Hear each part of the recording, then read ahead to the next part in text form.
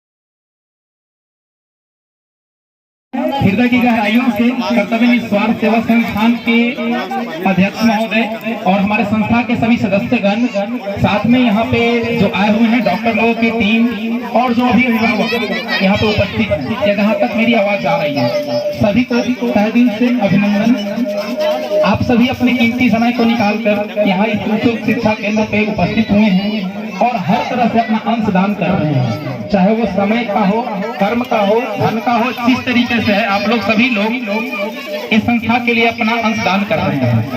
और जो यहाँ के शिक्षकगण हैं जो बच्चों को पढ़ाते हैं, उनके लिए विशेष रूप से अभिनंदन, जो कि अपना कीमती समय इन बच्चों को दे रहे हैं और बच्चों के भविष्य के लिए अग्रसर हैं।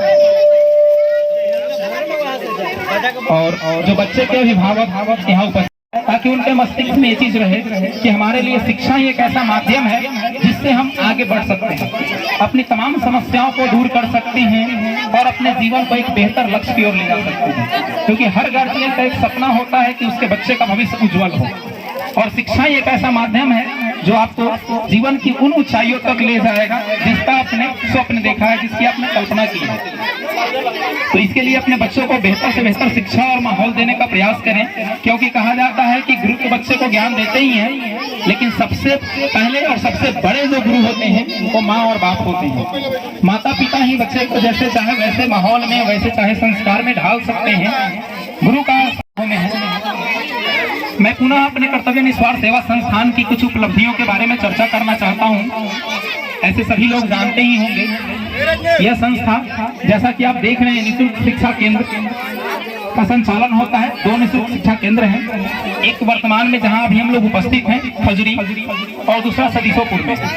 इसके अलावा वृक्षारोपण के कार्यक्रम, जगह जगह जाकर लोगों को जागरूक करना, वृक्षारोपण कार्यक्रम चलाना, तथा किसी भी सदस्यगण या किसी व्यक्ति से जब मिले तो उन्हें वृक्ष देकर एक संदेश देना कि यह वृक्ष आपके सुरक्षित भविष्य के लिए है। जिस तरह से आप अपने भविष्य को सुरक्षित करना में पेड़ पौधों से प्राप्त होती है, ऑक्सीजन प्राप्त होती है, और जब तक हम पेड़ पौधों को नहीं लगाएंगे तो हमें वही ऑक्सीजन सिलेंडर की जरूरत पड़ेगी। और आप लोगों ने कोरोना काल के दौरान देखा होगा किस तरीके से लोगों का जीवन अस्त व्यस्त हो गया, ऑक्सीजन के कारण कितने लोगों की जान चली गई। तो जो नेचुरल ऑक्सीजन है वो है वृक्ष। तो हमारी संस्था वृक्षारोपण पर विशेष रूप से ध्यान देती है, लोगों को जागरूक करती है कि एक वृक्ष आप अपने जन्मदिन पर, शादी समारोह या घर में कोई पार्टी फंक्शन करते हैं, उस समय उस याद स्वरूप एक वृक्ष को जरूर लगाएं। और इस तरीके से अपने जीवन में आप सैकड़ों वृक्ष लगा सकते हैं, और वो वृक्ष आने वाले पीढ़ी के लिए लकड़ी, फल, फूल, ऑक्सीजन तमाम चीजों को देंगी। इसके अलावा जाड़े के दिनों में हमारी संस्था कम्बल वितरण करती है, गांव-गांव तक पहुंचकर वैसे लोगों का डाटा कलेक्ट करती है जो लोग बिल्कुल ही असहाय होते हैं, जिनको अत्यंत जरूरत होती है। वैसे लोगों के घर तक, दरवाजे तक पहुंचकर लोगों को जाड़े के दिनों में कम्बल वितरण किया जाता है, कम्बल दिया जाता है, ताकि वो ठंड से अपने आप को बचा सके। इसके अलावा प्रत्येक वर्ष 14 फरवरी को लोग वैलेंटाइन डे मनाते हैं, लेकिन हमारी संस्था और संस्था के सदस्यगण मिलकर बहुत ही बृहद मात्रा में रोटी डे के रूप में मनाते हैं। पटना में गांधी मैदान पहुंचकर वहां जो भी भूखे गरीब असहाय लोग होते हैं उन्हें रोटी खिलाने का काम करते हैं और अपने यथासंभव प्रयास करके वैसे लोगों को भी सहायता की जाती है जो कि असहाय हैं, जिनके घर में कोई कमाने वाला नहीं है। उन लोगों की जानकारी प्राप्त कर उन लोगों तक पहुंचकर जो भी सहयोग बन पाता है, चाहे वो वस्तुओं का हो, चाहे वो मेडिकल सहायता हो, जो भी हो व्यवस्था वो लोग हम लोग हमारी संस्था मिलकर करती है। इसके अलावा कम्बल वितरण के साथ साथ ब्लड, जैसा कि अभी देख रहे हैं यहाँ पे भी रक्त शिविर लगी हुई है।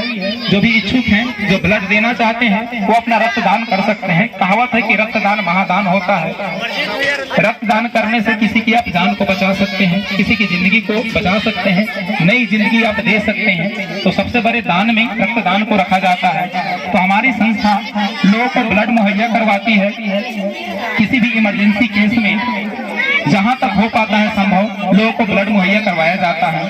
इन तमाम कार्यों को लेकर जमीनी स्तर पे ये संस्था काम करती है।